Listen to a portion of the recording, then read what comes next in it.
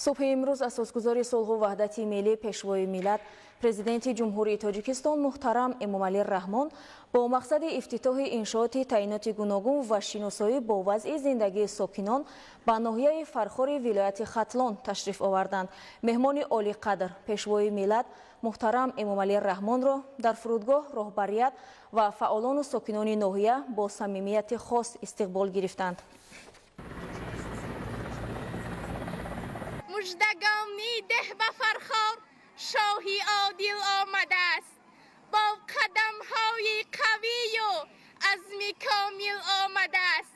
مشعلی وحدت به دست در نور استقلال غرق، مرغ اقبالش به پرواز مرد خوشدل آمده است. اهل فرخار پیشوا زد با گل و گل دسته‌اند، در چنین روزی نکو ای پیشوا خوش آمدید، خوش آمدید پیشوای معظم ملت. سلامت باشید.